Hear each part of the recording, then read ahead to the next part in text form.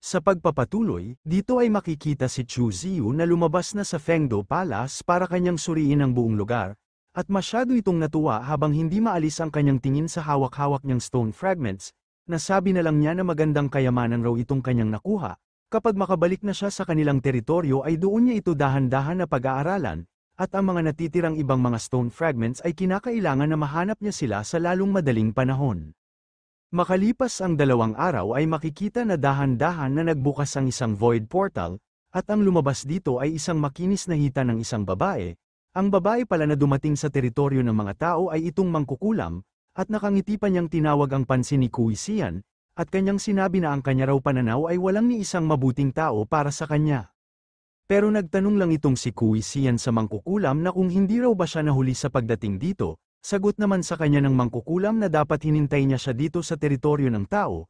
Ang ugali talaga ng mga lalaki ay hindi maaasahan dahil hindi dumadating sa tamang oras, kaya kinamumuhian niya ang mga lalaki.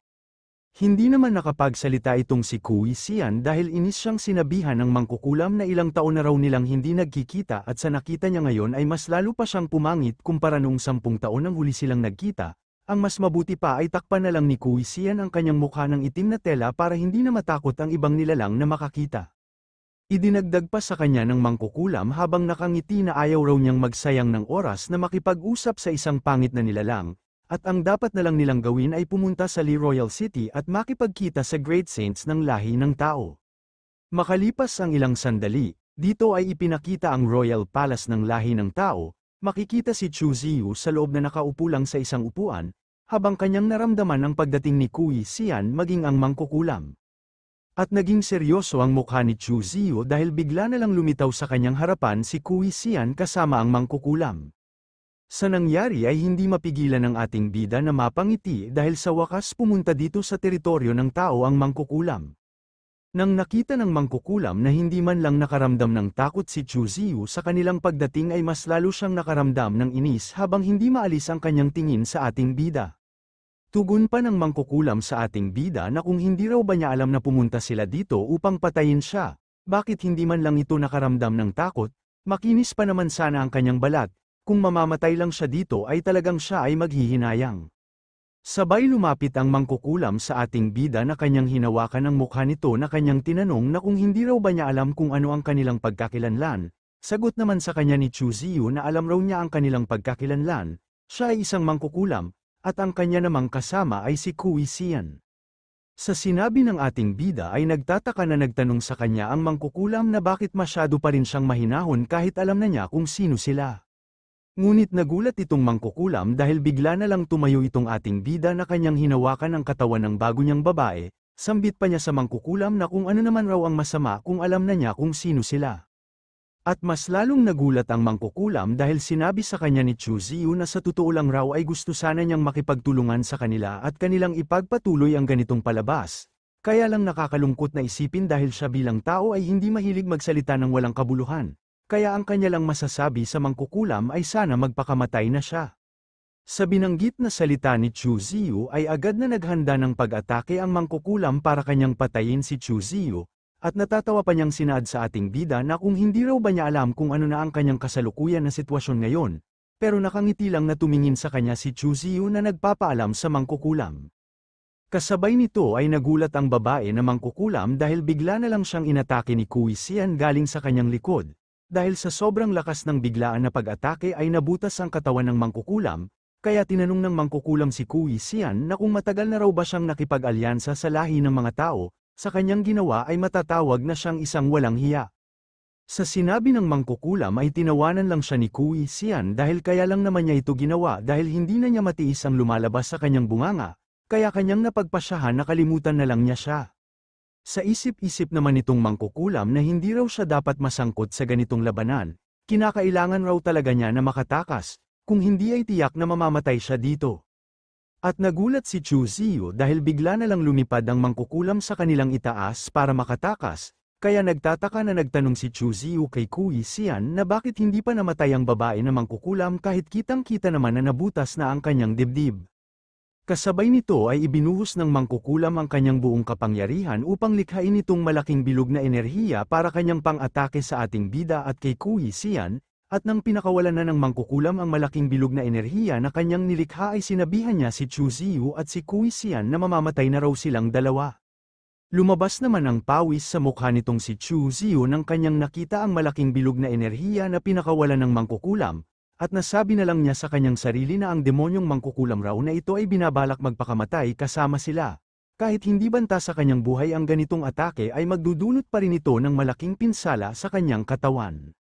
Makikita na nga ang buong Royal Palace ng teritoryo ng lahi ng tao na binabalutan na ng malaking bilog na enerhiya na pinakawalan ng mangkukulam, habang itong si Chin Gili na pinapanood ang kaganapan sa unahan ay masyadong nag-alala sa ating bida, at lumabas na lang ang pawis sa kanyang mukha na kanyang nasabi na ang kapangyarihan raw na kanyang nakikita ngayon ay magagawa lang sa isang nilalang na nasa antas ng Great Saints.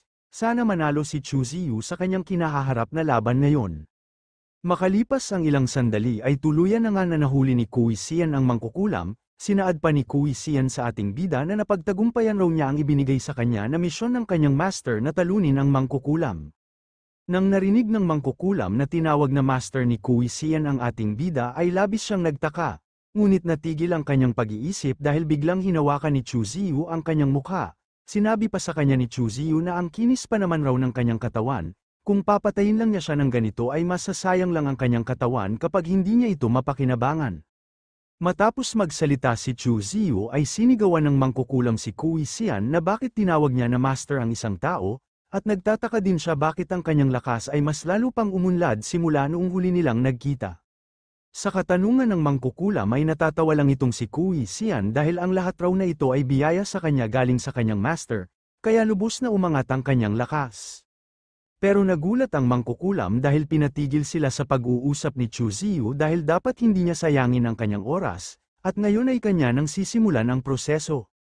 Sa ginawa ni Chu Ziyu ay napasigaw na lang itong mangkukulam na nakaramdam ng labis na takot at kanyang tinanong si Chu Ziyu na kung ano raw ba itong hindi maipaliwanag na aura ang papalapit sa kanya. Pero pinatahimik lang siya ng ating bida, huwag na raw siyang magsalita, dahil tinitiyak niya sa kanya na magiging komportable siya matapos nito.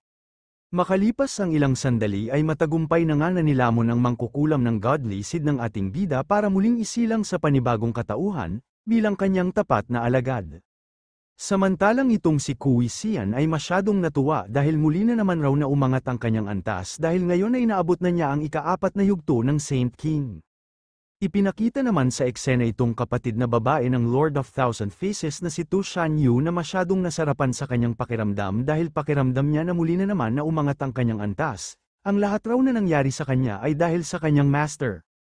Sa kinaroroonan naman ni Chu Ziyu ay dito makikita na natapos na ang proseso sa muling pagsilang ng mangkukulam, makikita itong bagong babae ng ating bida na kanya pa rin ipinikit ang kanyang mga mata. At makalipas ang ilang segundo ay iminulat na ng mangkukulam ang kanyang mga mata at nakangiti itong tumingin sa kanyang bagong master. Sabay lumuhad ang bagong babae ng ating bida sa kanyang master na nagpapasalamat dahil binigyan raw siya ng bagong buhay ng kanyang master, at nagsalita itong si Kui Xian sa ating bida habang nagbigay ng paggalang, kanyang hinihiling kay Chu Ziyu na aalis na raw siya dito sa teritoryo ng mga tao para bumalik na doon sa Fengdu City at muling mag-cultivate para hindi magdulot ng hinala ang iba nilang kalaban. Matapos makaalis si Kui Xian ay gumana na naman ang kamanyakulan nitong si Chu Ziyu dahil walang alinlangan na kanyang hinawakan ang puwet ng bago niyang babae. Sinabi pa niya sa mangkukulam na 3 araw daw mula ngayon ay kinakailangan na sumama siya sa kanya doon sa Siang Yuan Continent upang kanilang paamuhin ang Beast Emperor. Makalipas ang isang araw ay pinakita sa eksena ang Li Dynasty Imperial Palace, makikita itong si Chu Ziyu na tuwang-tuwa sa mga nangyari sa kanya, at kanyang iniisip na sa ngayon raw ay itatago muna niya ang mangkukulam doon sa kuweba, magiging kapaki-pakinabang talaga ang kanyang pagkuha sa mangkukulam upang kanyang maipalabas ang Beast Emperor. At isa pa sobrang sarap raw talaga ng katawan ng mangkukulam kapag kanya itong diligan, kapag kanya itong iniisip ay hindi na talaga siya makapaghihintay. Habang masaya na iniisip ni Chu Ziyu na kung paano niya diligan ang mangkukulam ay makikita naman itong si Chin Gili na kanyang tinawag ang pansin ng ating bida, at kanyang iniisip na hindi man lang raw nasugatan si Chu Ziyu sa kanyang pakikipaglaban, maging ang kanyang damit ay hindi man lang nadungisan ng alikabok. Mali raw ba ang kanyang nakita na si Chu Ziyu ay nakikipaglaban sa ibang mga tribo? Habang nagbigay ng paggalang si Chin Gili sa ating bida ay nagsalita naman si Chu Ziyu sa kanila na kanya na raw naresolba ang usapin patungkol sa mangkukulam. Sa ibinigay na balita ni Chu Ziyu kay Qin Gili ay hindi makapaniwala itong Empress maging ang dalawa niyang tagasunod, nang dahil sa bilis na pagtalo ni Chu Ziyu sa mangkukulam nang wala man lang kahirap-hirap. Kaya agad nilang binabati si Chu Ziyu sa kanyang tagumpay. Sinabi pa ni Qin Gili sa ating bida na ang balita raw na ito ay agad niyang ipapakalat at kanyang natitiyak na matutuwa ang buong lahi ng tao kapag kanilang malaman ang magandang balita. Tugon naman ni Chu Ziyu sa kanila na kinakailangan na raw niyang umalis dahil kinakailangan pa niyang ipagpatuloy ang kanyang pag-cultivate upang mas lalo pang umunlad ang kanyang lakas, na pinasangayunan naman ni Qin Gili ang sinabi sa kanya ni Chu Ziyu. Makalipas ang ilang sandali ay nakapasok na nga si Chu Ziyu sa kanyang nakatalagang silid. Habang ito ay nakaupo ay masaya naman niyang tinitingnan ang 3 tipak ng bato na nasa kanyang kamay. At nasabi din niya na ngayon raw ay 3 tipak na bato na ang nasa kanya. Ngunit magpasa hanggang ngayon ay hindi pa rin niya alam kung para saan ang gamit nito. Dito ay nagbigay ng impormasyon ng system sa ating bida, sinaad pa niya na natapos na raw niya ang kanyang pag-scan. Ang pangalan ng item ay World Gate Fragment, ang kategorya. Ito ay isang espesyal na bagay para sa espasyo at pag-teleport. Ang mga epekto, ang unang epekto ay ginagamit ito para maipon ang pinagmulan ng DAO. Kinakailangan na kolektahin ang 5 World Gate Fragment upang magkaroon ng pagkakataon na makuha ang pinagmulan ng DAO. Ang pangalawang epekto ay kaya nitong makapunta kung saan man gustuhin. Ngunit mahalagang paalala, ang World Gate ay kasalukuyan na sira at hindi maaring gamitin para makapag-teleport palabas sa domain. Nang nalaman ni Chu Ziyu na mayroong kakayahan ng item na nasa kanyang kamay na makapag-teleport kahit saan ay labis siyang natuwa. Masyado raw kahanga-hanga ang ganitong abilidad. Kinakailangan raw niya itong masubukan sa lugar na mayroong malakas na restrictions dito sa loob ng Royal Palace. Dahil dito ay agad na nga nag-teleport si Chu Ziyu papunta sa lugar kung saan mayroong malakas na restrictions, at sa kanyang pag-teleport ay napunta siya sa loob ng silid ni Qin Gili. Kaya napapatanong na lang itong ating bida na kung ito raw ba ang silid ni Qin Gili, pero mayroong sense naman kung bakit siya napunta dito dahil ang silid lang ni Qin Gili ang mayroong pinakamalakas na restrictions dito sa buong palace. Ngunit nagulat si Chu Ziyu dahil mayroon siyang narinig na kakaibang tunog ng naliligo sa loob ng silid, at dahan-dahan siyang lumingon sa kanyang likod na nagdadalawang isip, sa hindi inaasahan itong manyakol nating bida dahil nakita niya si Qin Gili na naliligo. Kaya napapatanong na lang itong Empress na kung bakit nandito sa loob ng kanyang silid si Chu Ziyu.